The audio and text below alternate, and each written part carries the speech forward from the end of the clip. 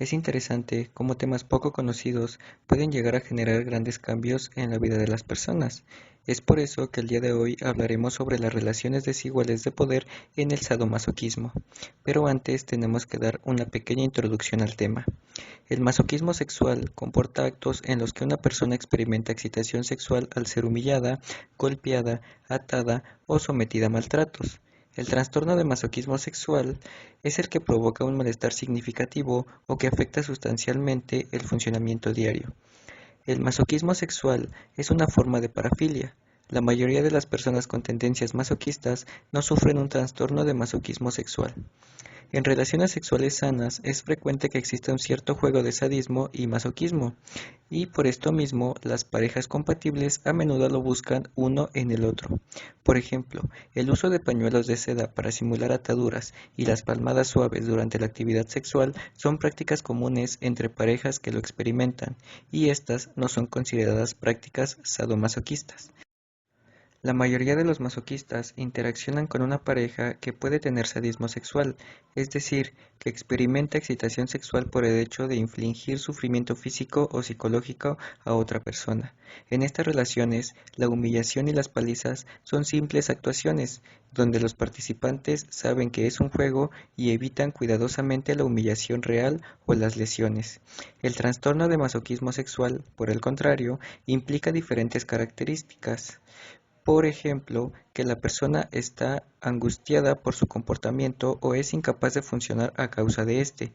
Los actos realizados pueden causar graves daños psicológicos o corporales e incluso la muerte, como ocurre en la asfixia autoerótica. El tratamiento del masoquismo suele ser ineficaz.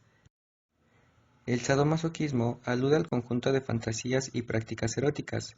Este modo alternativo de practicar la sexualidad implica una serie de aficiones no convencionales. Si bien el sadomasoquismo se define hoy mediante el término BDSM, acrónimo de bondage, juego con cuerdas y disciplina, dominancia y sumisión, sadismo y masoquismo, esta forma de relación sexual incluye diversas prácticas consensuadas entre los miembros de la pareja, las cuales se relacionan con el poder, los juegos de sumisión y el dolor por placer.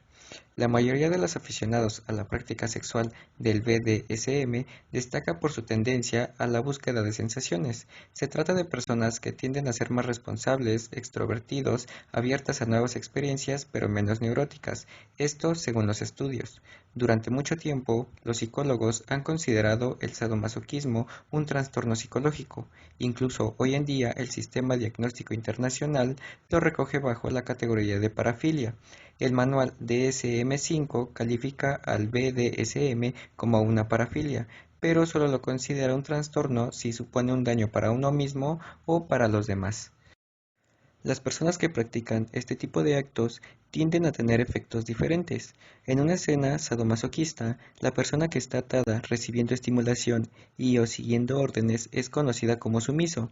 La persona que provee la estimulación, órdenes o estructura se llama dominante.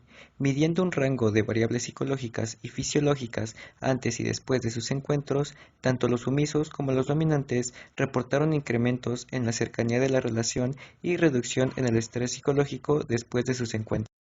El sadomasoquismo consensual no debe confundirse con actos de agresión sexual, mientras que los sadomasoquistas buscan dolor en el contexto del amor y el sexo, no lo hacen en otras situaciones y aborrecen la agresión o el abuso no invitados tanto como cualquier persona.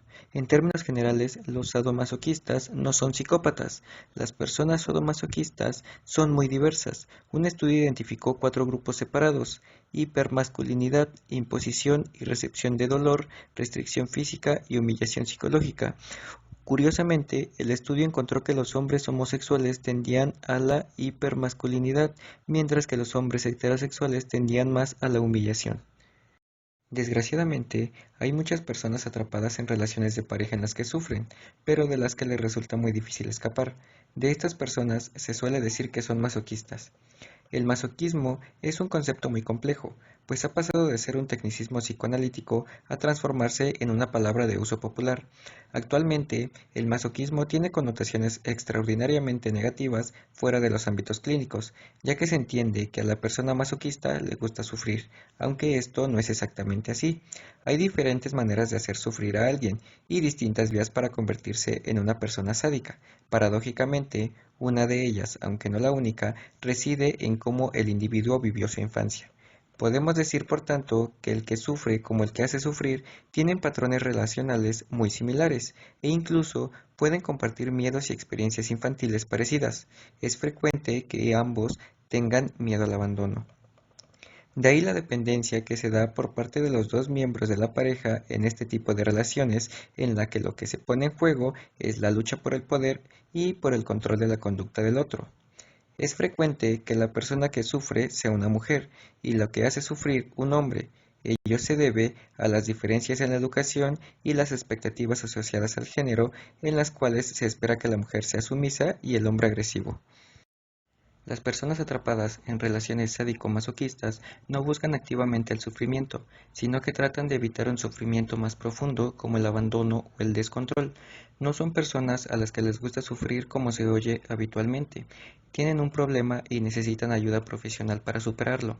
A través de la psicoterapia, las personas pueden modificar sus patrones relacionales, escapar de relaciones de sufrimiento y construir parejas más sanas que les ayuden a crecer. Nos parece natural que el ser humano evite todos aquellos estímulos que le proporcionan malestar, y entre ellos solemos pensar que el dolor es uno de los más importantes, ya que normalmente lo asociamos al sufrimiento. Sin embargo, hay quien habla del masoquismo de baja intensidad. Las relaciones entre placer y dolor son más complejas de lo que podemos creer. En la comprensión de esta relación extraordinaria, una clave puede estar en las sustancias que produce el cerebro cuando sentimos dolor. Se trata de endorfinas, unos episáceos naturales de los que sirve nuestro sistema nervioso para contrarrestar el dolor.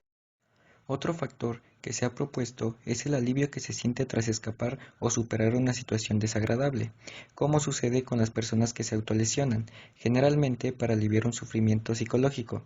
Pero el caso del masoquismo es diferente, pues el dolor es percibido como placentero en sí mismo, aunque hay quien ha planteado que el verdadero objetivo del masoquismo se relaciona más con el poder y la sumisión que con el propio dolor. El sadomasoquismo se utilizaba para hablar de una patología que tiene que ver con personas que necesitan de ejercer la dominación, la violencia o la agresividad para sentir excitación, o bien aquellas que necesitan lo contrario, es decir, sentirse humilladas en una actitud sumisa o recibir dolor para conseguir placer. Hay muchos casos de personas que no llegan a convertirlo en una patología como tal, sino que simplemente se aficionan a este tipo de juegos en mayor o menor medida, y es una distinción muy importante, ya que hay veces que no se trata de un trastorno y es solo una conducta sexual gratificante. Con esto, llegamos a la conclusión que el masoquismo es una conducta sexual desarrollada por individuos que obtienen placer a través del dolor físico o de la humillación, el sometimiento, la degradación o la vejación. Las variantes del masoquismo dependen de las preferencias del masoquista. Hay quienes obtienen excitación sexual al ser esposados, atados con sogas o encadenados. En este caso, la excitación es producida por el hecho de sentirse totalmente indefensos ante otra persona que es quien tiene el control de la situación. Dentro del masoquismo, encontramos también quienes para llegar al orgasmo necesitan ser golpeados con la mano, azotados con látigos y hasta con objetos con púas, llegando a padecer verdaderas flagelaciones. Una de las prácticas masoquistas más peligrosas es la llamada hipoxofilia, consistente en impedir la respiración mediante la obstrucción con objetos en las vías respiratorias o cubriéndose la cabeza con objetos plásticos o de látex. Esta modalidad del masoquismo, al igual que la del semi-estrangulamiento, ha sido causa de muerte en muchos casos. No todos los masoquistas obtienen el placer sexual por medio del dolor físico. Hay quienes se excitan al ser degradados y humillados. Necesitan ser insultados y despreciados por una pareja sexual como medio de obtener el placer que les permita lograr el orgasmo. Todos los seres humanos tenemos algo de masoquismo, ya que es parte de la naturaleza del hombre y la mujer, pero así Como todo en este mundo, el exceso hace daño. Este es un acto que puede llegar a destruir vidas, especialmente en las relaciones de jóvenes. Es de suma importancia que se aprenda a decir que no cuando algo no nos agrada o cuando las acciones sean riesgosas para lograr que el masoquismo no pase a la violencia en la relación. Así que podemos concluir que el masoquismo está presente en todas nuestras relaciones humanas, por lo tanto debemos mantenernos atentos a lo que hacemos y decimos.